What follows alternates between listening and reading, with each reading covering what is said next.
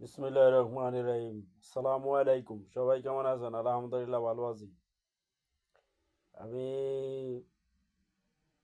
ভিডিওটা করলাম না, ভিডিওটা করতেছি ভারতের যত মিডিয়া আছে তাদেরকে, বাংলাভাষী যারা আছে, যেমন মনে করেন পশ্চিমবঙ্গে বেশিরভাগই বাংলাভাষী যারা আছে তাদেরকে নিয়ে ভিডিওটা করতেছি।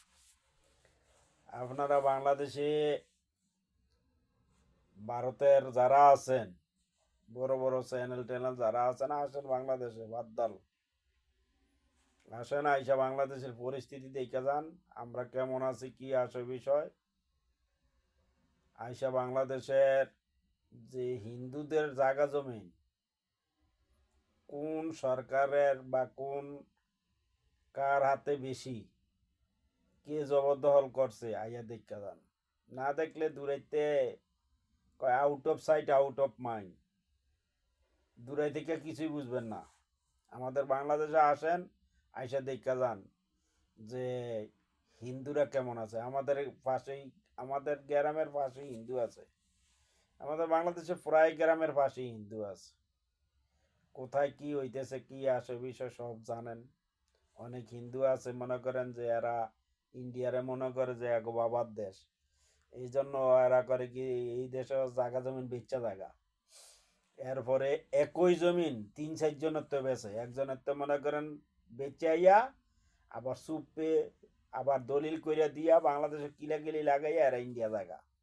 এমন বহুত ঘটনা আছে আমাদের এলাকার ভিতরে, এটি আমি জানি ভালো করে। যেমন বিশেষ করে আমাদের সাসার এলাকা অনেক হিন্দু আছে, এরা আগরতলা জায়গা, বেশিরভাগ এরা আর আগরতলা যায় এদিক দিয়া। এদিক দিয়ে জায়গা মনে করেন যে এই এলাকাটা হিন্দু অধ্যুষিত, অনেক হিন্দু আছে সাসার এলাকাটা, বড় একটা রথের ঘর আছে। তো তার আশেপাশে অনেক হিন্দু আছে, কিন্তু তারা বেশিরভাগই জায়গা জমিন বেচে ইন্ডিয়া জায়গা। ইন্ডিয়া কেন যাইতেই বলে ভাই?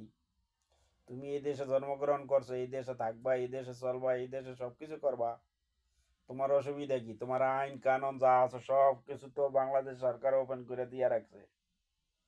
তবে বাংলাদেশের ক্ষমতা যারা আসে তারা হিন্দু বাড়িঘর গুলা দখল দখল করে, মানে ওই যে দুই তিনজনের কাছে বেছে, প্রথম ব্যক্তি, দ্বিতীয় ব্যক্তি, তৃতীয় ব্যক্তি, মনে করেন লাস্টে দিয়ে যাইতে সময় কয় যে যা লইয়া যাইতে পারি, এই ফেস লাগাইয়া দিয়া যায়। এই ধরনের বহু সম্পত্তি আছে বাংলাদেশে যে হিন্দুরা বেচা গেছে গা, দুই তিনজন মুসলমানের তে বেছে।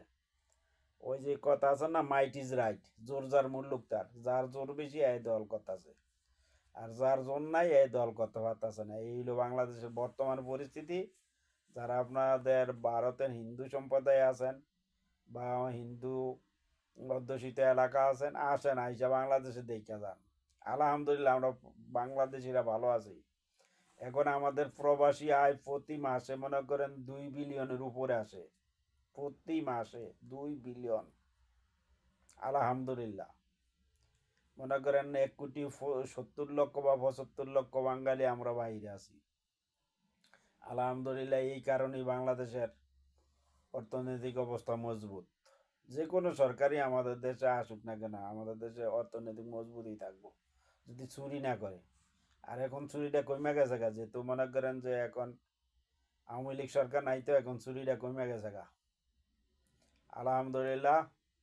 ভারতে যারা আছেন আসেন, আসেন আসেন বাংলাদেশে আসেন, আইসা দেখে যান।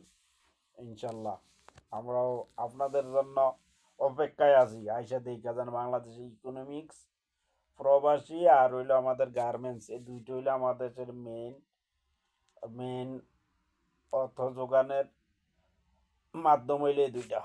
একটা হইলো প্রবাসী আর একটা হইলো গার্মেন্টস শিল্প। এই দুইটা হইলো আমাদের বাংলাদেশের টিকাইয়ে রাখছে, ইনশাল্লাহ ভবিষ্যতেও রাখবো। ওকে, আল্লাহ হাফেজ, সবাই ভালো থাকবেন। সুবাল খায়ের, গুড মর্নিং।